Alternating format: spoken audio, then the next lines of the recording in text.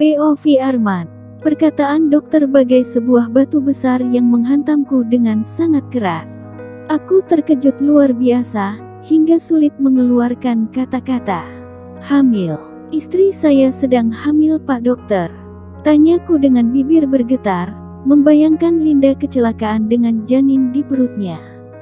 Apa bayi itu akan bisa melihat dunia?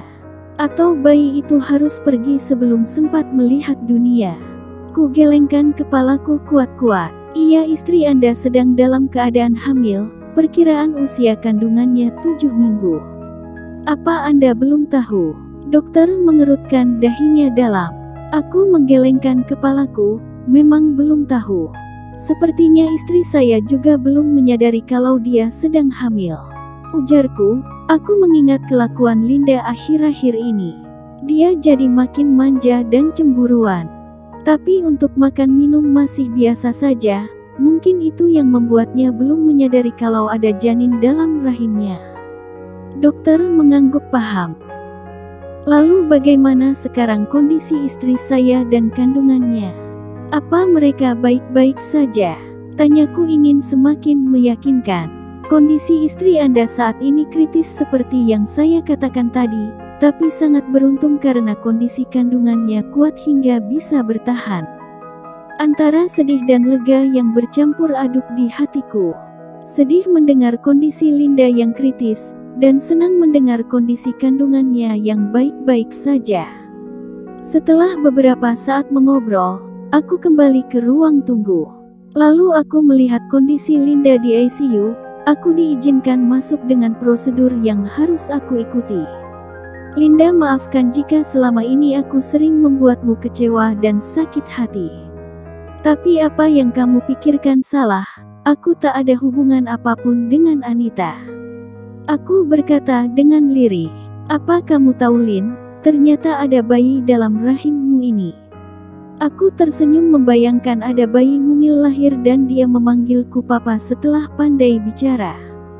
Bertahanlah demi bayi yang ada dalam rahimmu ini, demi kita juga. Apa kamu tahu, aku akan berusaha mencintaimu sebanyak mungkin. Akhirnya aku menangis sesenggukan di sampingnya sambil menggenggam tangannya erat. Hingga beberapa saat aku seperti itu, lalu seorang perawat masuk dan memintaku keluar. Dengan berat hati aku keluar dari ruangan Linda. Aku menungguinya di ruang tunggu yang sudah disediakan. Malamnya, saat aku sedang sedih dan menunggu kabar tentang Linda, seseorang terdengar memanggil namaku. Pak Arman. Sapa suara lembut seorang wanita. Aku langsung mendongakkan wajahku. Tampak Anita sedang berdiri tepat di hadapanku, tangannya menenteng kantong kresek. An, kamu lagi ngapain di sini? Tanyaku heran. Kok nanya gitu, Pak? Linda kan sahabatku, tentu saja aku ada di sini saat dia mengalami kecelakaan. Jawabnya sedikit kesal. Maaf, bukan begitu maksudku, aku pikir kamu belum tahu kabar ini. Jawabku lirih. Kesedihan akan kecelakaan yang menimpa Linda istriku, membuat otakku kurang bekerja dengan baik. Semua orang di resto sudah tahu tentang kabar ini, Pak Dani yang memberi kabar.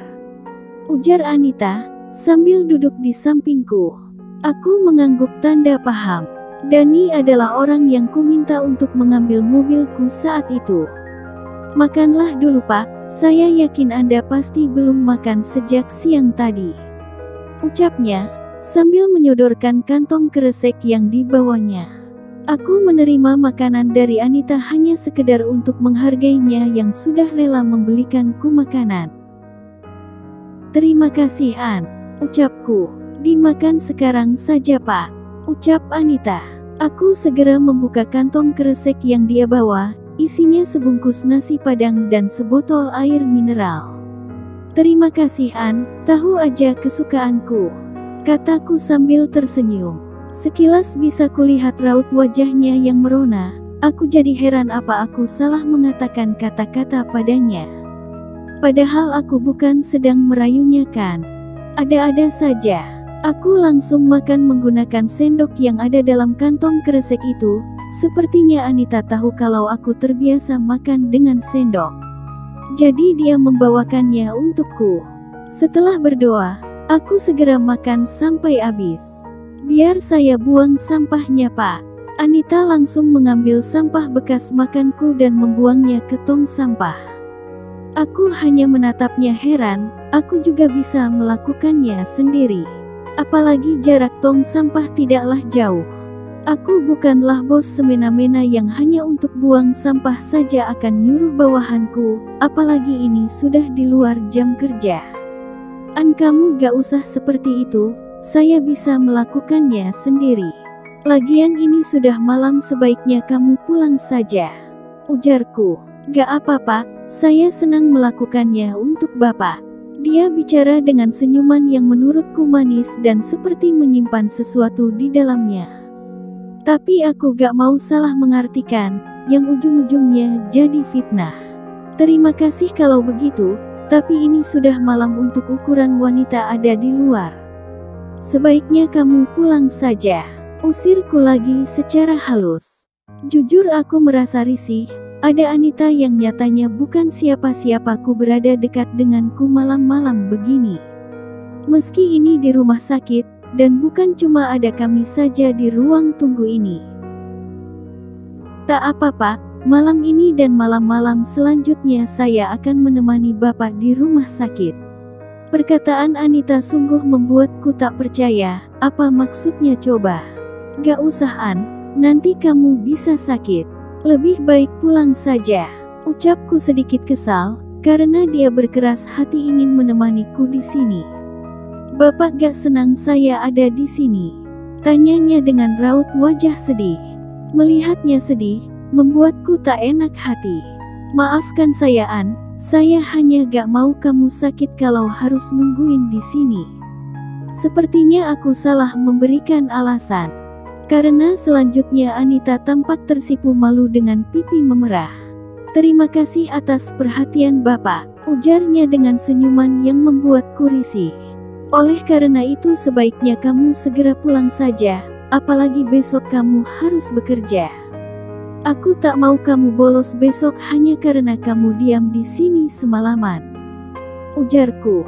Lagian keberadaanmu di sini hanya akan membuat keluargaku, juga keluarga Linda yang sebentar lagi akan tiba jadi salah paham.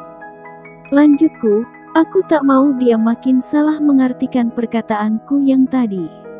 Raut wajahnya tampak berubah, mungkin malu dengan apa yang aku katakan. Iya Pak, saya akan pulang, tapi saya ingin melihat kondisi Linda sebentar. Bisa ku dengar nada kecewa dari suaranya. Aku mengangguk, dan membawanya ke ruangan di mana Linda dirawat. Kami hanya bisa melihatnya dari balik jendela kaca, tanpa bisa masuk. Sepertinya kondisinya tidak baik, ucap Anita lirih. Dia masih kritis, ujarku sedih. Mataku menatap Linda yang berbalutkan perban serta selang infus dan lainnya yang menempel pada anggota tubuhnya. Aku jadi makin merasa bersalah. Benar kata orang, penyesalan selalu ada di ujung. Aku menyesal selama ini belum bisa memberikannya cinta. Aku menyesal seringkali mengabaikannya. Aku janji Lin, jika kamu sehat nanti akan kucurahkan semua perasaanku untukmu. Aku akan berusaha memupuk rasa ini untukmu sesubur mungkin, meski aku harus kerja keras. Anakku, berilah kekuatan pada ibumu itu, tumbuhlah di dalam rahim ibumu dengan baik. Ku tatap wajah istriku yang kini memucat dan ada beberapa luka di sana. Yang sabar ya Pak, Linda pasti bisa melewati masa kritisnya.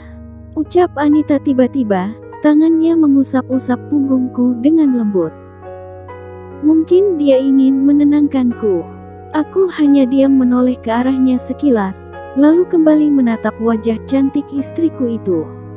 Pulanglah, ucapku lirih tanpa menoleh. Aku sepertinya bisa menduga sesuatu. Anita menyukaiku, itu yang sering Linda katakan padaku dulu. Tapi aku selalu menepis perkataan Linda itu, tak mungkin kan, bukankah Anita adalah sahabatnya? Tapi jika ku ingat semua perlakuannya padaku dari awal bertemu hingga sekarang, aku jadi merasa apa yang dipikirkan Linda benar adanya. Baik Pak, saya akan pulang. Selamat malam. Terdengar nada kecewa dari suaranya. Anita pun segera pergi meninggalkanku yang masih menatap wajah cantik istriku. Every day, late at night, not okay. All I want, and I pray.